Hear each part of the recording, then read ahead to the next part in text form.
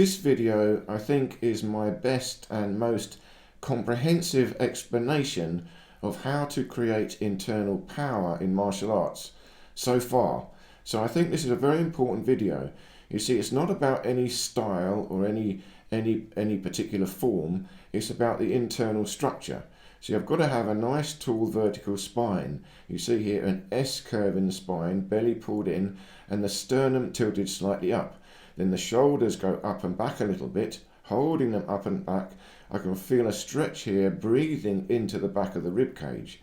So this is called bucket breathing. See the sternum tilt slightly upwards, a slight expansion in the rib cage. So I've got this natural S curve, but I'm holding the belly in. The navel is pulled in towards the spine, so this will balance out and hold strength in the lumbar. It's got to counteract this arch. Now, in Tai Chi, there's a thing called the KUA, which means the bridge. And this first bridge is here across the hips. So once you've got the spine, the next one is the hip joint itself. You see here, I'm sitting down in a horse riding stance, twisting the knees out. So as I twist the knees out, you can see that will open up the hips in the front. And if I squeeze the glutes and push them forward, you can feel it really opening up in the hip joint in the front as I try and pull the knees out. So I feel this opening of the hips in the front. The actual joint itself, I've got to activate the ligaments. And then I've also got to feel the same stretch at the back. So you see, as I squat down a bit lower, I project my hips a little bit back and let them stretch apart to the sides, left and right.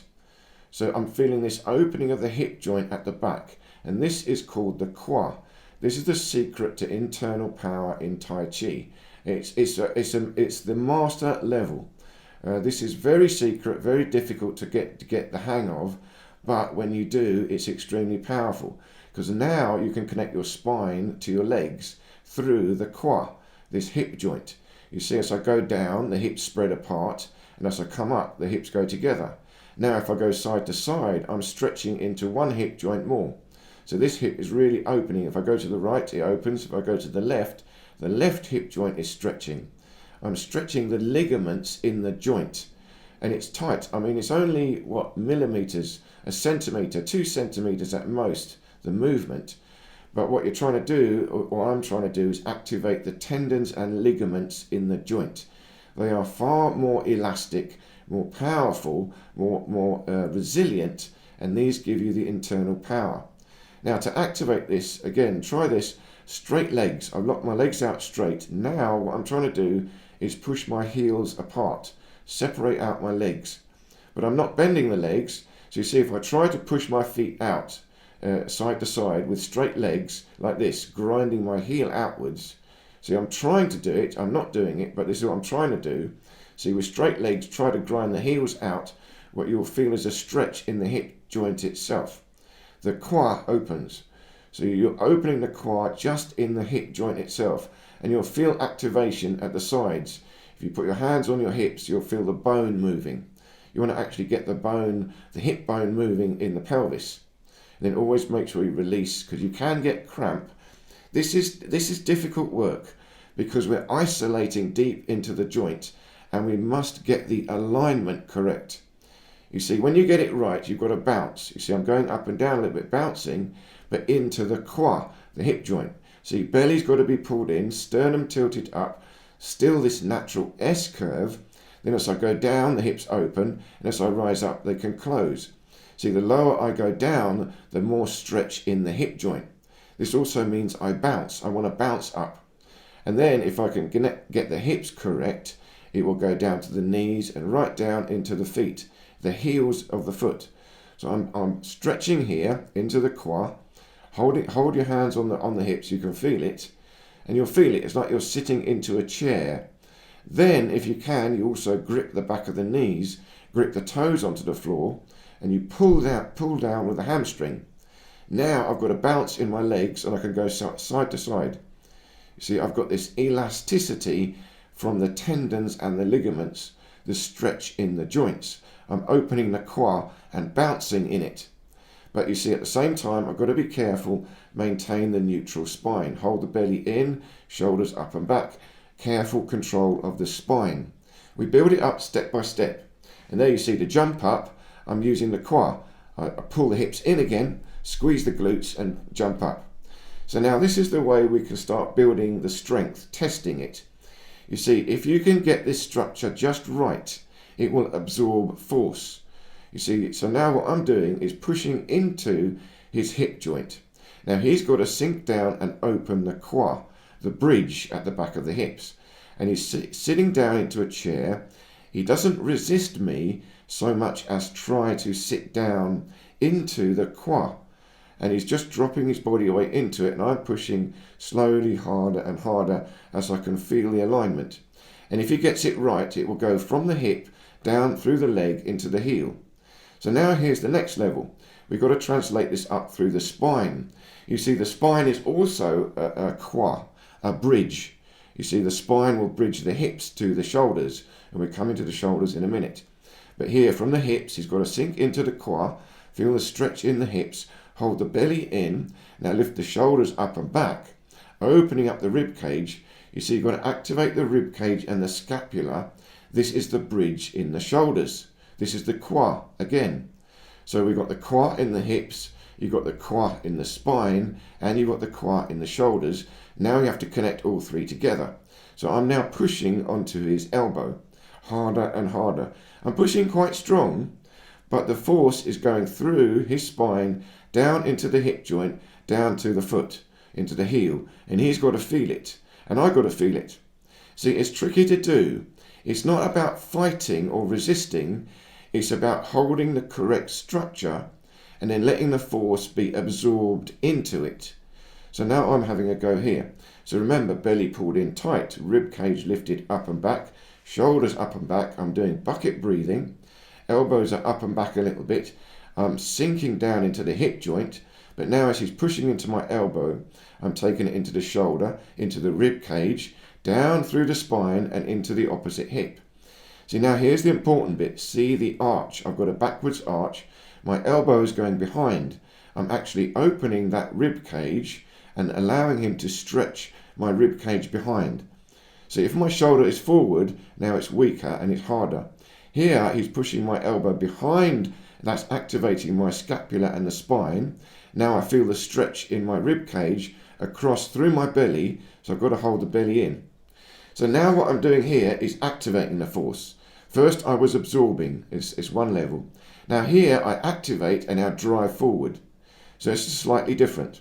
I've got to maintain the structure, but then from the structure I create power. The first time he's applying power to me. I'm just absorbing the force into the structure. And as he's pushing into my structure, I'm opening up the joints and he's stretching me.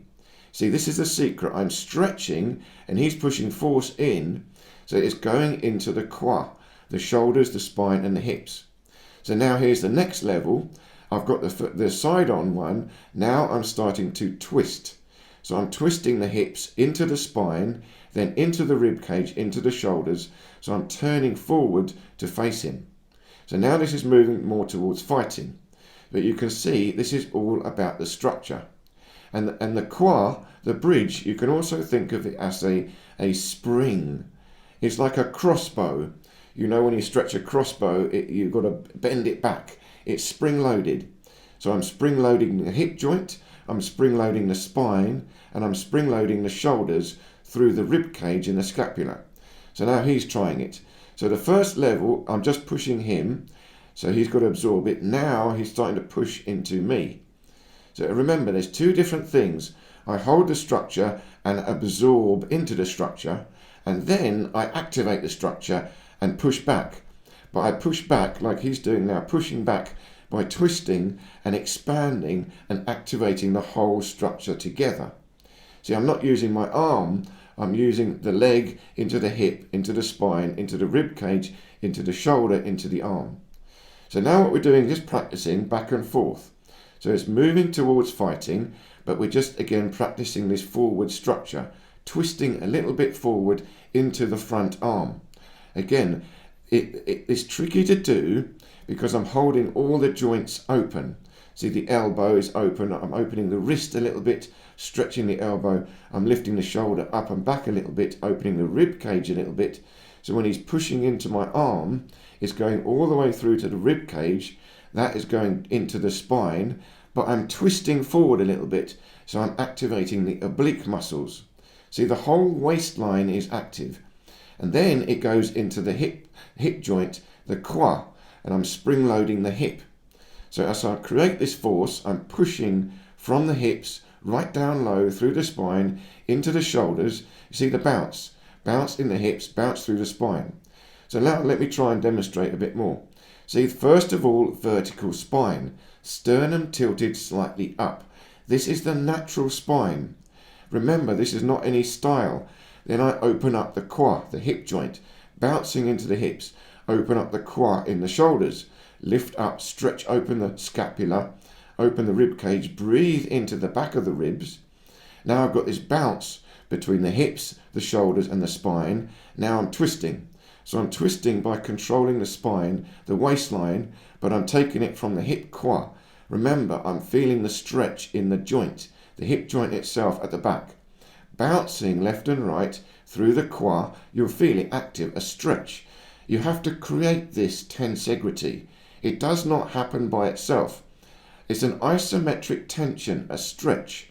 And then you have to align your body correctly in this stretch, then move through it like this. But it's a simple movement, twisting left and right through the spine. Then it's bouncing. Again, you can see even bouncing in the ankles, bouncing in the hips, bouncing in the shoulders to create all these different types of movement.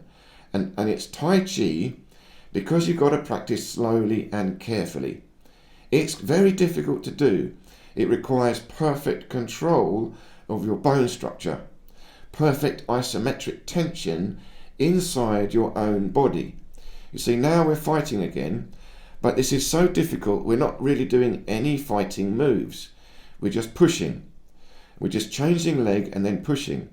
Because I've got to practice holding these three KUA, these three bridges, these three crossbows, one in the hips, one through the spine, one through the shoulders, and then bouncing and twisting through them. Freestyle, and then every now and then we've got to meet, keep changing leg, and then push. So we're actually pushing quite hard. It's hard to tell how hard we're pushing. And again, you know, there's limitations to our strength, but it doesn't matter. This is about effortless strength.